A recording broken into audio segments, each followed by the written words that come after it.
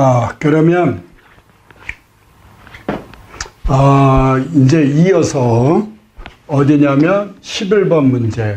그러니까 1번에서 5번까지 계획을 설명했고, 그 다음에 시공을 설명했고, 그 다음 이제 구조 할 차례인데, 여러분들이 알아둬야 될 게 시공하고 구조는 실기시험에도 나오죠. 또 중복되는 내용이 있으니까 시공하고 구조는 철저히 공부를 해두도록 합시다.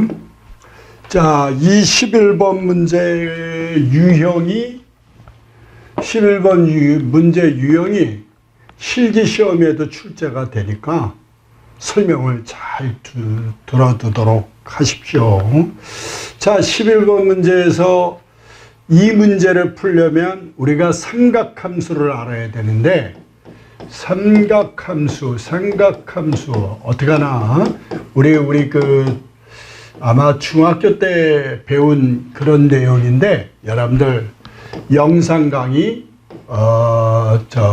삼각함수 찾아가지고 한번 들어보고, 아니면 삼각함수 내가 강의해 놓은 게 산수 약한 분들, 산수만 보면 그냥 시그마만 보면 어렵고 삼각함수 보면 그냥 어려운 사람을 위해서 제가 강의를 해 놓은 게 있으니까 그것도 우리가 홈페이지에 올려 놓겠습니다. 그거를 참조를 하도록 합시다. 자, 그러면 이제 이 문제를 그림과 같은 직각, 삼각형, 직각, 이게 직각이라는 얘기, 90도라는 얘기죠. 구조물에서 AC 받는 부재의, 이 AC 받는 부재의 힘은, 그러면 이런 구조물을 풀려면 여러분들이 알아야 될 게 요 절점이라고 표현합니다. 절점. 부재와 부재가 만나는 점, 절점이라고 표현하는데, 이 절점에는 시그마 V 이꼬르 제로, 시그마 H 이꼬르 제로가 성립이 돼야 돼요. 성립. 무슨 말이야? 이 시그마만 나오면 머리가 아픈데 알고 보면 아무것도 아니에요. 수학도 그거야. 버티칼. 그러니까 수직 방향으로 작용하는 하중의 총합은 제로이다. 그죠? 수직 방향으로 작용하는 하중의 총합은 제로이다. 버티칼의 약자입니다. 호리젠탈, 수평 방향으로 작용하는 하중의 총합은 제로이다. 그래서 이거를 이제 지금 설명을 할 테니 잘 들어보세요. 여기 점이 있는데, 이런 방향으로 이렇게 작용하고 이렇게 작용을 합니다. 제가 이제 최근에 이렇게 정리를 해놨는데, 시그마 V는 요거죠. 시그마 H는 요거죠. 그러니까 수직 방향으로 작용하는 건 요거고, 수평 방향으로 작용하는 건 요건데, 자, 만약에 수직 방향으로 작용하는 하중이 100kN이었다. 100kN. 그리고 받치는 값이 50kN이면 여기 동그란 점이 요 정도로 이동하겠죠. 내려오겠죠. 그죠? 내려올 거 아닙니까? 이게 100이 작용하고 여기는 50이니까 50만큼의 힘만큼 요 동그란 점이 움직인다. 그죠? 거꾸로 이게 100인데 여기가 50이 작용하면 하늘로 올라가죠. 그런데 이 점은 이 구조물도 역시 움직이지 않았다. 변형이 위치가 이동하지 않았다. 그게 바로 시그마 V 이꼬르 제로. 그러면 요게 100이면 요것도 100이 되는 거죠. 그러니까 100kN이다. 그러면 여기는 얼마다? 100kN이다. 알겠어요? 100kN이다. 그 얘기죠. 그게 바로 뭐냐? 100이면 100. 시그마 V = 제로에서 100 더하기 100은 얼마가 돼야 된다? 제로가 돼야 된다. 그런 내용이 됩니다. 역시 마찬가지로 이게 100이다. 요게 50이면 내려가죠. 그죠? 150이면 이쪽으로 움직이죠. 그래서 얘가 100이면 여기가 100이 돼야 된다. 이제 이런 내용인데, 자, 여러분들, 그래서 요게 요렇게 돼가지고 요렇게 돼 있으면, 자, 부호가 중요한데 요거를 상향이라고 그러고, 그 다음 여기는 하향이라고 그러고, 여기는 좌향. 그죠? 우측으로 향하니까 우향. 이거죠. 우측으로 향하니까 우향이라고 그러고, 좌측으로 향하니까 좌향이라고 그러고, 올라가니까 상향이고, 내려가니까 하향이고, 그렇죠. 됐습니다. 올라간다, 상향. 그러니까 하늘 위로 향했다. 그 얘기죠. 그래서 부호의 약속은 처음부터 다 똑같아. 우리 계산 그 식이 처음부터 다 똑같은데, 상향, 우향은 둘 다 플러스야.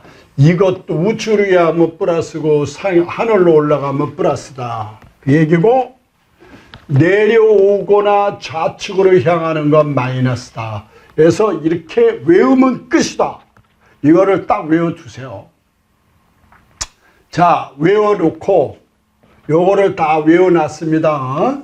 자, 이제 이거를 외워놓고 나면 문제를, 요 부재력을 60kN 때 얼마의 힘을 받느냐, 이거를 이제 계산을 해 주는 겁니다.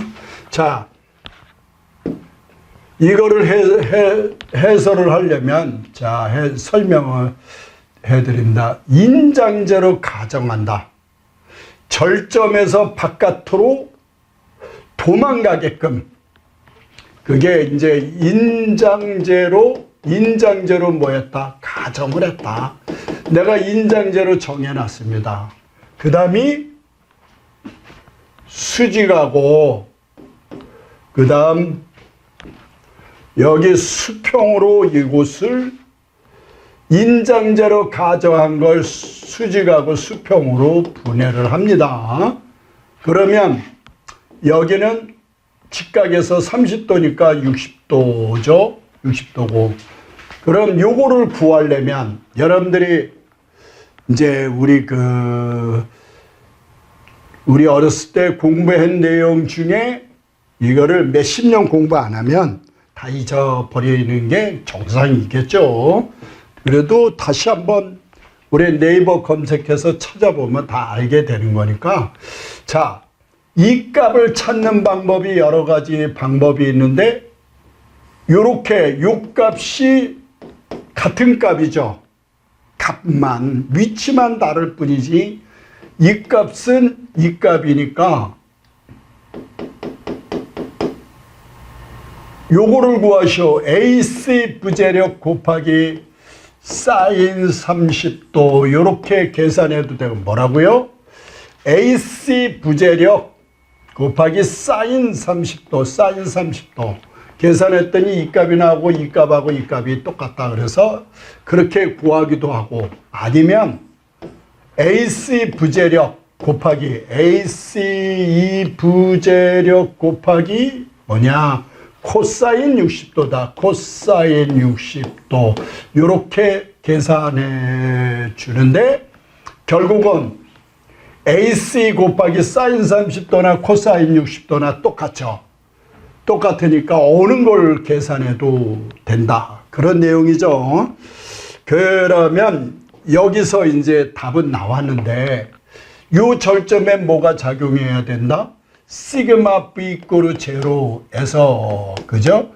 뭐라고요? 수직 방향으로 작용하는 하중의 총합은 제로이다. 제로가 안 되면 움직인 것이다. 그 얘기죠.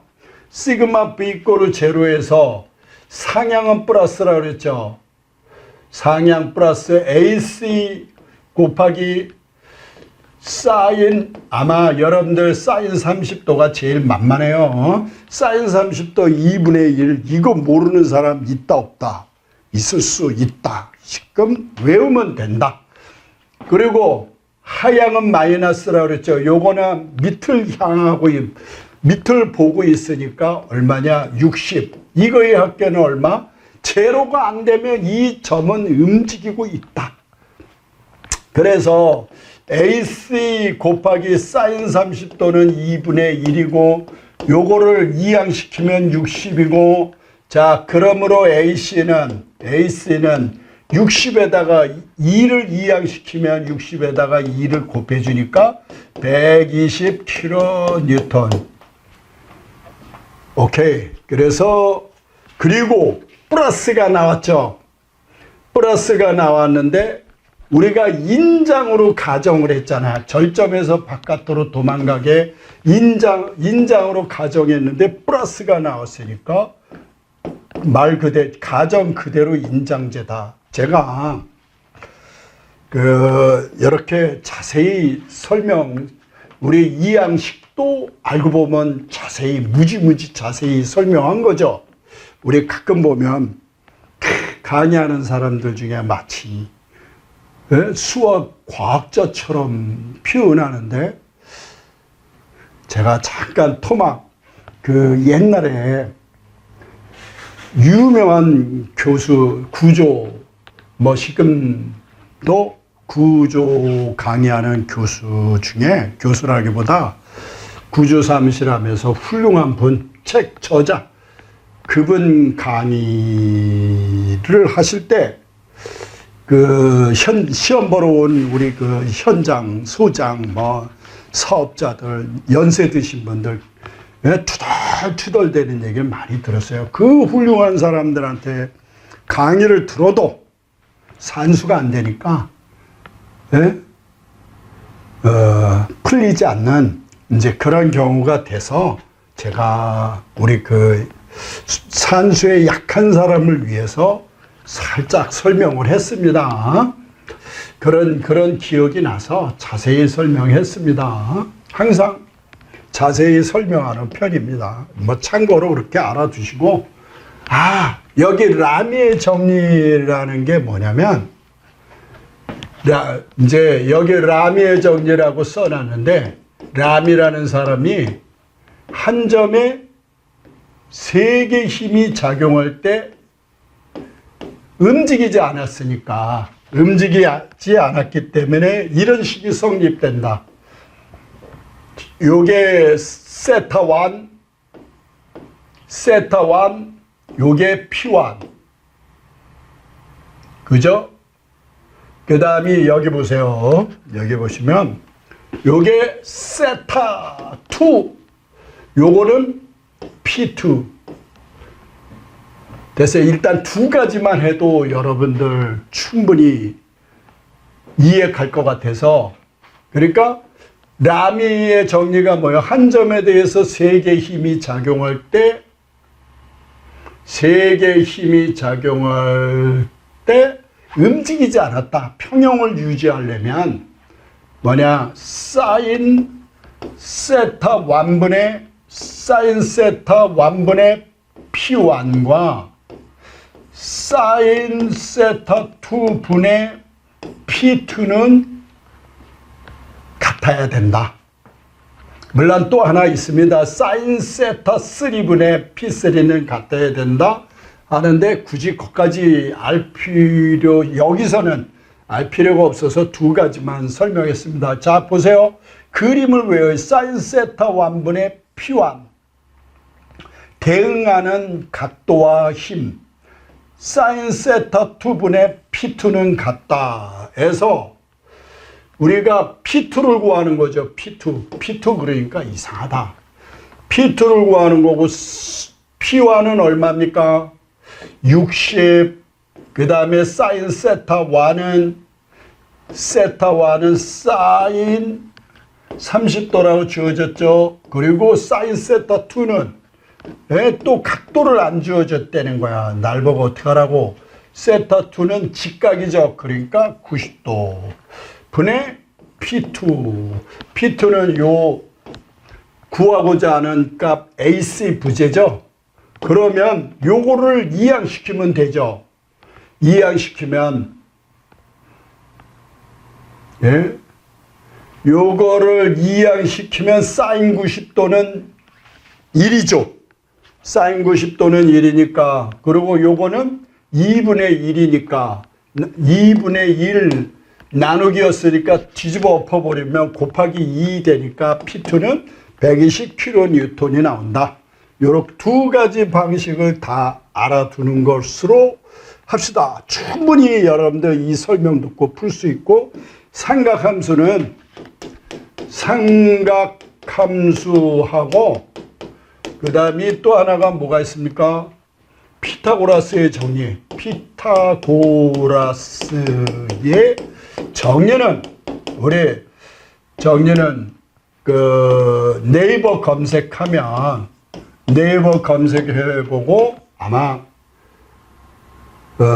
네이버 검색하면 삼각함수 피타고라스의 정리가 나오니까 한번 내용 정리를 해보고 그래도 내용 잘 이해 안 가면 우리 그 유튜브 들어가서 들어보면 충분히 이해 갈 겁니다.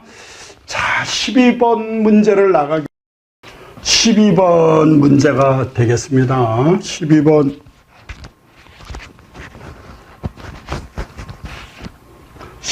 문제가 되겠습니다. 다음 그림과 같은 삼각형 트러스죠. 트러스에서 A 부재의 부재력은 얼마인가? A 부재의 부재력을 구하시오. 그러면 자, 한번 구해 봅시다. 일단 뭘 계산하냐? 반력을 구한다. 그죠? 반력을 구하는데 여기가 40이고 20이고 20이면 80이죠. 그죠? 그리고 딱 대칭이니까 여기는 얼마냐? 40kN이고 여기도 40kN. 금방 뭐요? 시그마 V 이꼬르 제로에서 시그마 H 이꼬르 제로에서, 왜냐면 수직 방향으로 이 건물은 움직이지 않았으니까 이런 값이 작용하면 반력은 이런 값일 것이다. 맞죠? 그러면 여러분들 고민에 조금 머리가 팍팍 돌아가시는 분은 야, 무슨 소리야? 크면 어때? 튼튼하고 좋지. 그게 아니죠. 크면 어떤 일이 벌어지죠? 올라가죠. 예? 무슨 소리냐? 하늘로 올라간다. 얘가 이만큼 작용하는데 여기 큰 값이 있으면 붕붕붕붕 올라간다. 그런 개념이죠. 같아야 된다. 자, 그래서 지금 여기가 얼마입니까? 80이니까 요거 합계가, 반력의 합계가 80인데 자, 80의 절반 40이다. 그런 내용이 되죠. 다음 할 일이 뭐냐? 저거 좀 이제 키워서 설명. 그 다음 할 일이 구하고자 하는 부재를, A 부재를 구하라 그랬으니까 인장제로 가정하고 절점에서 바깥으로 도망가게끔 결정을 합니다. 그 다음 할 일이 3개의 부재를 절단합니다. 하나, 둘, 셋, 3개의 부재를 절단을 해요. 절단을 하고, 그 다음에 구하고자 하는 부재, 잘 보세요. 구하고자 하는 부재 이외에 2개의 부재가 만나는 점, 바로 요 점에서 모멘트법에서 시그마 MC 이꼬르 요 점을 C라고 놓고 시그마 MC 이꼬르 제로에서 계산을 하는데 여기는 구하지 않는다. 절단면 밖은 고려하지 않는다. 그리고 이 부재력은 모멘트가 빵이다. 그 얘기죠. 모멘트? 좋습니다. 제가 이 또 모멘트도 좀 이따가 설명을 해보겠습니다. 시그마 MC 이꼬르 제로에서 이 강의의 장점은 뒤에 거 먼저 보고 싶으면 뒤로 갔다가 앞으로 다시 갔다가 마음대로 할 수 있으니까. 자, 요 점 C점이라 그래서 요 점에 걸리는 모멘트는 잘 들어보세요. 요 점에 대한 모멘트는 뭡니까? 흰 곱하기 요골이다. 맞죠? 시계 방향 플러스고 40 곱하기 3이야. 맞죠? 그리고 요 점에 대해서 요렇게 돌려고 하니까 플러스 시계 착각 이 방향으로 돌죠. 거꾸로 도는 시계 있나? 거꾸로 돌면 마이너스. 요거는 하중점을 작용하니까 필요가 없고, 그 다음이 뭐가 필요하냐면 여기 부재력 곱하기 요 거리, 그죠? 부재력 곱하기 요 높이 계산하면 높이가 4m다. 그리고 요 점에 대해서 요렇게 도니까, 요렇게 돌 수 있으니까 플러스다. 그럼 플러스 A 부재력 곱하기 높이가 얼마입니까? 4m. 이거는 제로다. 왜? 이 부재력 모멘트가 없으니까. 그리고 요 하중은 요 점에 작용하니까 모멘트가 없다. 모멘트 있는 건 요거 곱하기 이거다. 모멘트가 돌리려고 하는 힘이죠.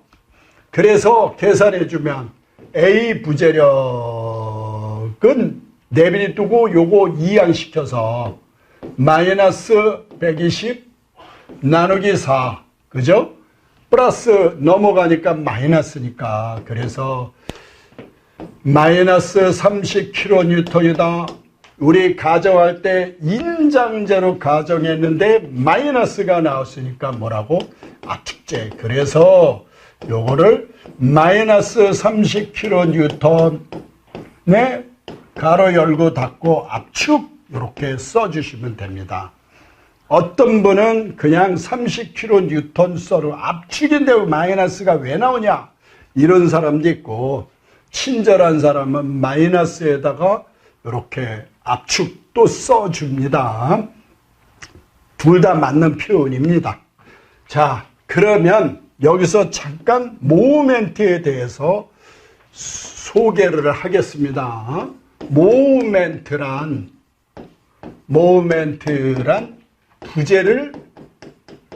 부재를 돌리려는 힘이 됩니다. 돌리려는 힘을 모멘트라고 하는데, 이 점에 대해서 요런 P가 있고 요 거리가 L이다. 그러면 M5는 여기가 5점이라고 그러고 P 곱하기 L, 부호는 시계 방향이니까 플러스가 되는 거죠. 그죠? 그리고 이 점에 대해서 이렇게 P가 작용하고 이 거리가 L이면 이 점에 대해서 5점에 대해서 이렇게 회전하겠죠. 그죠? 여기다 끈으로 묶어 놓으면 끈으로 묶어서 탁 힘을 가하면 이렇게 돌 것이다.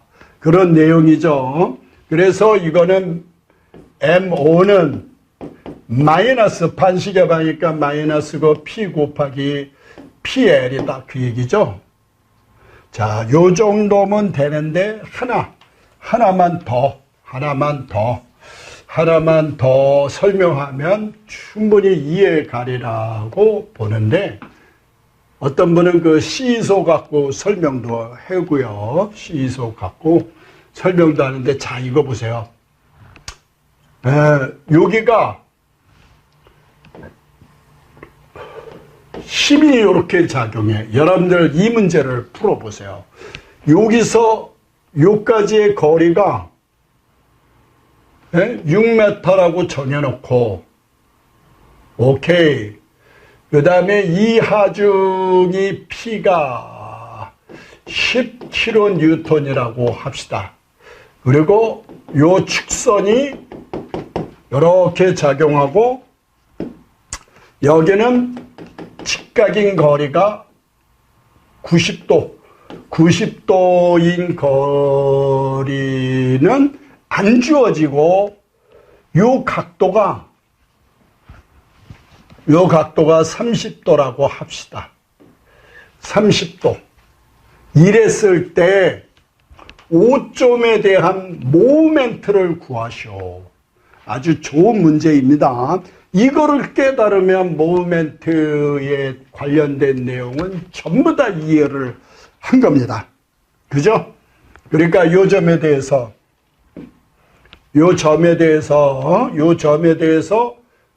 자, 요 점에 대해서 시계 방향 아니면 반시계 방향인데 시계가 침이 이렇게 있으면 요 방향으로 회전하지 저 방향으로 회전합니까? 이렇게 회전하니까 플러스고 반대 방향으로 도니까 마이너스다 그 얘기입니다. 근데 요 점에 대해서 이 방향으로 작용하는 것은 이렇게 돌겠죠. 얘가 설마 이렇게 돌겠어? 그죠? 무슨 말인지 이해가죠? 그런데 이제 마이너스 값이라는 건 알았는데 5점 M5에 대해서 마이너스 값은 알았습니다. 시계 방향으로 돌 수가 없다. 저 방향으로 반시계 방향, 시계 반대 방향으로 돈다 그 얘기잖아요. 그런데 모멘트 값은 힘 곱하기 거리인데 가장 짧은 거리, 그러니까 직각인 거리를 곱해줘야 그게 모멘트가 된다 그 얘기입니다. 근데 이 10kN에다가 곱하기 이 거리는 얼마입니까? 요 각도가 30도라고 그랬고 요게 6m라고 그랬죠. 그러니까 6 곱하기 사인 30도 계산해 주면, 그러니까 이 직각인 거리는 6 곱하기 사인 30도 이렇게. 여러분들 이거 그동안 설계를 좋아해서 안 했던 분은 뭐 10년, 5년, 10년 되면 다 잊어먹지. 군대 갔다 오면 다 잊어먹잖아요. 이거 안 될 것 같지만 한두 번 보면 다 정말 잘합니다. 제 기억으로는 엄청 잘해요. 사인 30도 2분의 1 계산하니까 3m다.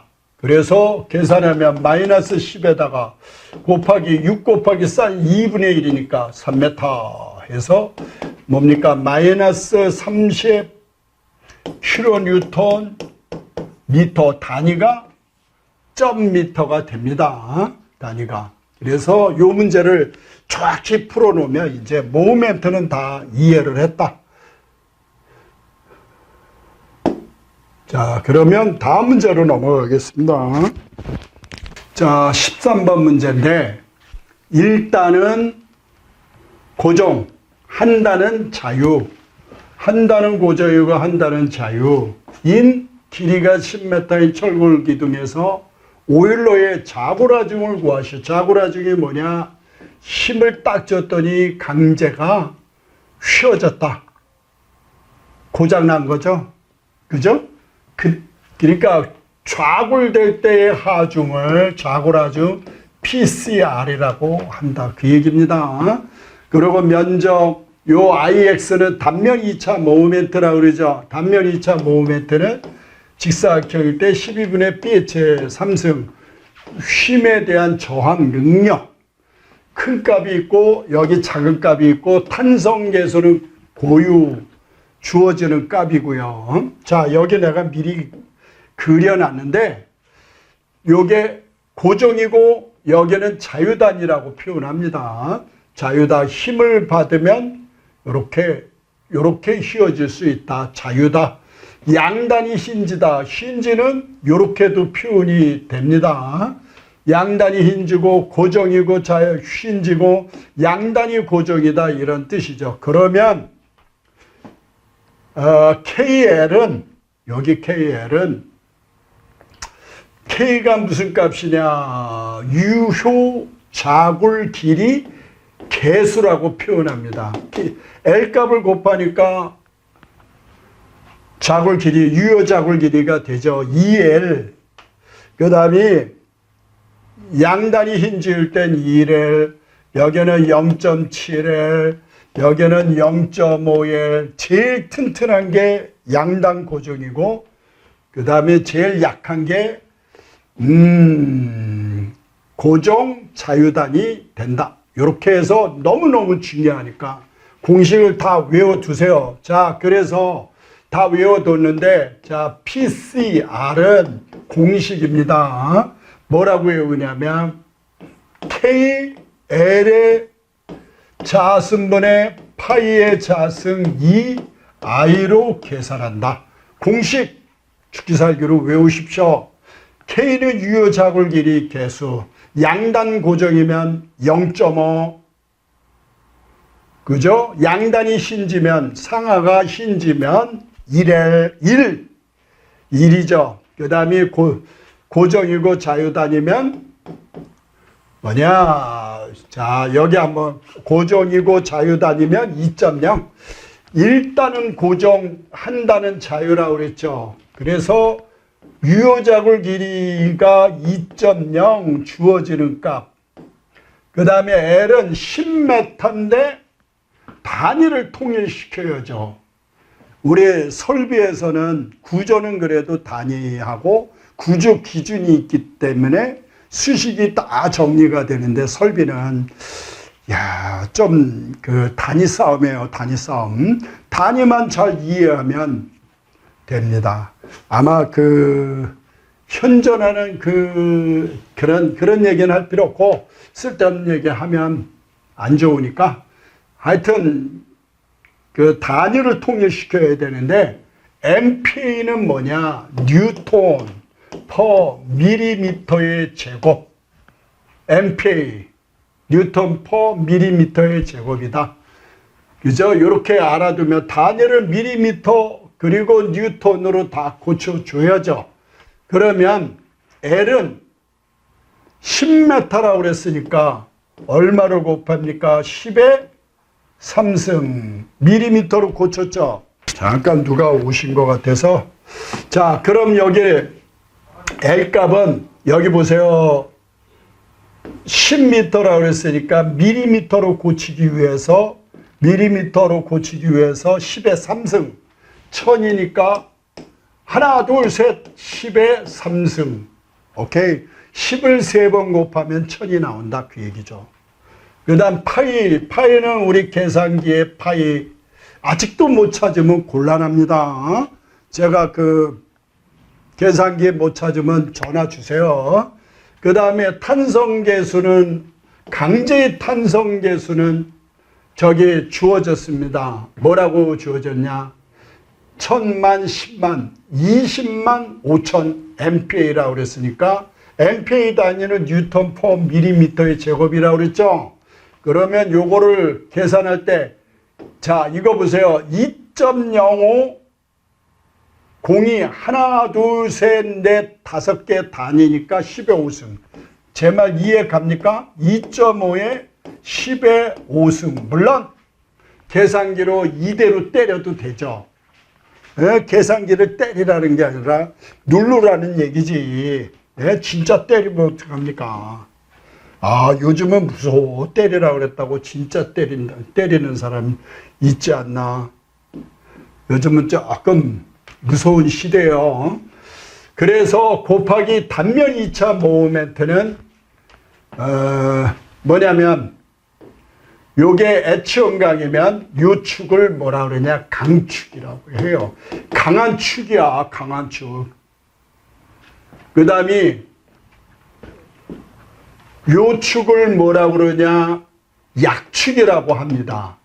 그래서 강축에 대한 단면 2차 모멘트, 이거를 계산해 줬더니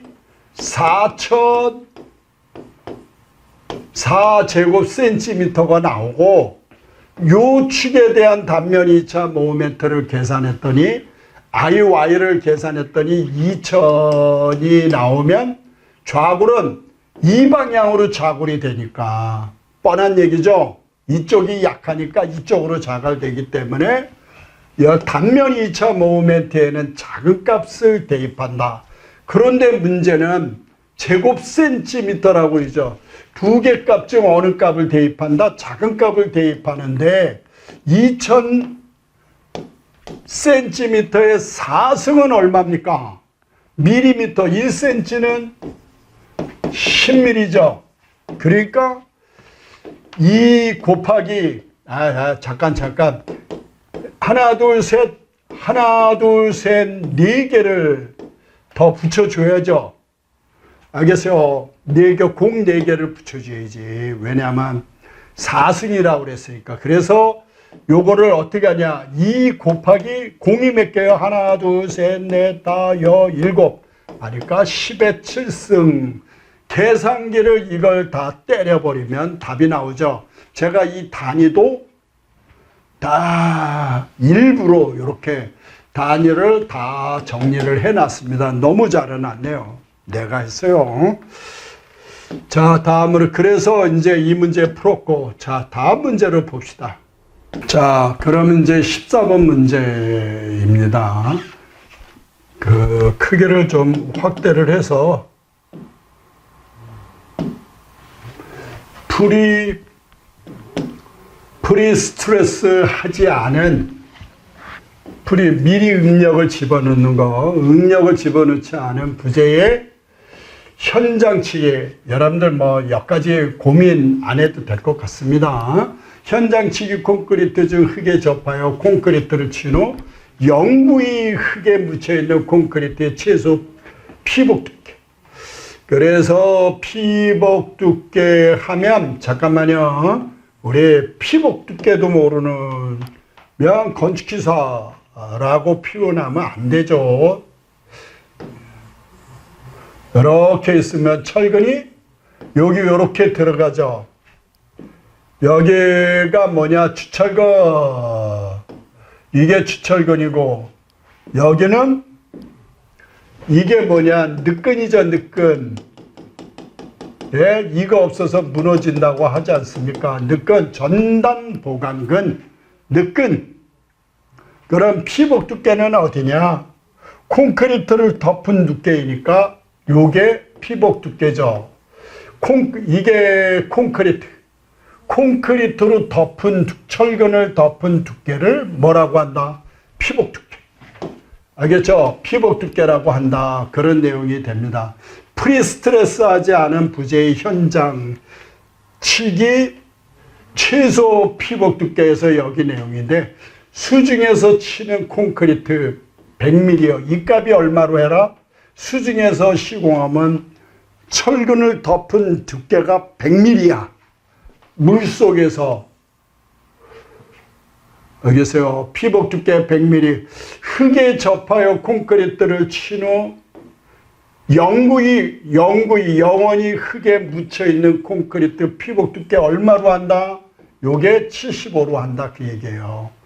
그 다음에 이제 요거를 다 외우면 좋지만 나중에 실무에 필요하면 데이터 구조 기준이니까 찾아보면 되는 거죠.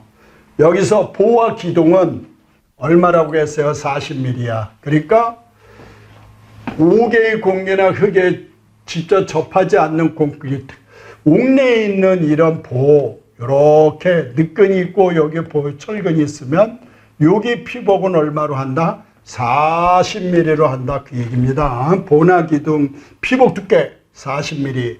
요 세 가지만 딱 외우고 시험장에 가는 걸로 하기로 하고, 나머지 나오면 어떡하냐고? 그건 알아서 판단하세요. 자, 뭐냐? 영구히 흙에 묻혀있는 콘크리트의 최소 피복 두께는 얼마라고? 75mm. 답은 2번이 되겠습니다. 자, 15번 문제인데, 다음 그림과 같이 D16mm 철근이, 요게 16mm 철근입니다. 90도 표준 갈고리는 90도가 있고 이렇게 180도가 있습니다. 표준 갈고리 아시죠? 갈고리 탁 정착되어 있다면 이게 정착, 요게 뭐냐? 칼럼, 기둥, 여기가 가더, 보, 이렇게 기둥이 있고 보가 있으면 이 갈고리의 정착끼리 LDH는 여기서 여기까지의 거리입니다. LDH. 여기서 여기까지의 거리입니다. 이거를 여기는 보가 있고 요 기둥이 있는데 여기에 기본 정착끼리에서 소요 정착끼리를 구하셔. 이거는 해설을 우리가 참조를 해야 되겠습니다. 자, 해설을 참조를 하는데 이제 내용은 한번 여기 살펴보고 살짝 공식은 출제하는 교수님이 LHB는 람다의 루트 FCK의 0.24 베타라고 그러죠? 베타. DBFI 휘라버 베타. 자, 여기 표를 봅시다. 이게 또 실기 시험에도 출제가 되니까 참 난해하긴 난해한데 외웁시다. 인장철근의 표준 갈고리에 의한 정착이라고 해서 인장철근이 뭔가를 먼저 설명을 해야 되겠네요. 인장철근이 뭔가부터 자, 여러분들 설명하다 보면 저거를 빼놓고 설명하니까 이런 보가 있습니다. 이런 보가 있으면 양단 고정보라고 표현하는데 여기는 기둥이라고 생각하면 되고 요게 기둥이죠. 여기는 가더를 얘기하는데 봅니다. 요런 하중이 작용하면 요 가운데는 요렇게 휘어지고 그죠? 여기는 요런 식으로 될 것이다. 그죠? 요렇게. 그러면 무슨 말이냐? 여기 하부는 인장력이 작용하고 여기는 상부에서 인장력이 작용하고 잡아당기는 힘이 작용하고 여기는 뭐냐? 압축력이 이렇게 작용하더라. 맞죠? 압축력. 예? 여기는 압축력. 그러니까 인장은 잡아당기는 힘이고 압축은 누르는 힘인데 이런 형태가 벌어진다. 콘크리트는 뭐에 약하다? 콘크리트는 압축력에 강하나 인장력에 약하다. 그 얘기죠. 인장력에 약하다. 그 얘기잖아. 그러니까 양단고정부에서 이런 힘이 작용하면 철근이 없으면 인장력이 작용하는 부분에서 균열이 발생한다. 여기서 균열이 발생한다. 그 얘기죠. 그러니까 저런 인장력이 발생하니까 철근을 배근하면 어디다 배근하냐? 여기는 이렇게 배근해주고 여기도 배근해주고 여기다 철근을 배근해주는데 이거 이름이 뭐냐? 인장철근이다. 그 얘기예요. 그래서 과거에는 옛날에는 철근을 경제적으로 설계하기 위해서 이렇게 연결해서 썼는데 이렇게 정착을 하죠. 그래서 요거를 인장철근이라고 표현하고 만약에 밑에 철근이 지나가면 이거는 압축철근이라고 한다. 이런 개념이 되겠습니다. 자, 그래서 인장철근이란 말을 이제 알았고요. 표준갈고리는 아까 이렇게 갈고리를 둔 거를 표준갈고리라고 표현합니다. 그래서 기본 정착 길이는 저거는 정해져 있는 수식입니다. 외워야 돼. 람다가 뭐야? 경량 콘크리트 개수인데 보통 중량 콘크리트를 보통 중량 콘크리트를 사용하면 람다 값은 1이다. 그 얘기고 FCK는 콘크리트의 설계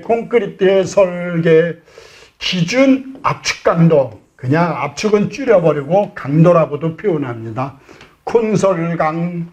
그 다음에 FI는 철근의 항복 강도. 철근이 빡 늘어날 때 영구 변형이 생길 때 영구 변형이 생길 때 응력, 변형이 생길 때 응력 힘을 말합니다. dB는 dB 정착 철근의 공칭지름, 철근의 요 공칭지름이 이렇게 있으면 요 지름이 정해져 있습니다. 그 다음 에폭시 도막 개수인데 F, 그러니까 철근에다 에폭시를 칠하는 경우가 있습니다. 부착 강도를 증가시키기 위해서 칠하는 경우가 있는데 도막되지 않은 경우는 1.0으로 계산한다. 특별한 경우 아니면 보통은 안 칠하니까 베타는 1.0이다. 그런 내용인데 기본 정착 길이는 이 공식 죽기살기로 외우세요. 외우세요. 람다 루트 FCK분의 0.24 베타 dB FI로 계산한다. 공식 외워두고. 그런데 이제 이 소요 정착끼리 참, 예? LDH라고 표현하고 소요 정착끼리 LHB에다가 기본 정착끼리에다 보존계수를 곱하는데 150mm 이상으로 하며 8dB 이상으로 해라. 그러면 요 길이가 얼마요? 150mm. 시험에 얘도 잘 나옵니다. 150mm 이상. 공칭지름의 철근지름의 8배 이상으로 해라. 보존계수가 35mm 정해진 값입니다. 철근에서 갈고리 직각인 측면 덮개가 7cm. 우리 여기 보면 여기 70mm 요게 7cm 이상이고 연장 끝 덮개가 5cm 이상, 여기가 5cm 이상이면 보존계수라는 값을 0.7을 집어넣는다. 요게 뭐요? 기본 정착 길이에다가 여기가 7cm 이상, 요게 7cm 이상이면 보존계수가 0.7이다. 그 얘기가 됩니다. 그래서 여기 보면 철근 도막계수 베타는 한번 보면 0.24 곱하기 베타는 1이죠. 1로 줘. dB는 15.9 곱하기 FI는 21, 그 다음 람다는 경량 콘크리트 계수 1이라고 그랬죠. 곱하기 루트 FCK. 이 FY가 400이죠. 요게 400입니다. 여기는 21. FCK가 루트 FCK니까. 이거를 기본 정착 길이에다가 얼마를 곱해라? 0.7을 곱해라. 그 얘기입니다. 그거 계산해서 답을 찾아주면 되겠습니다.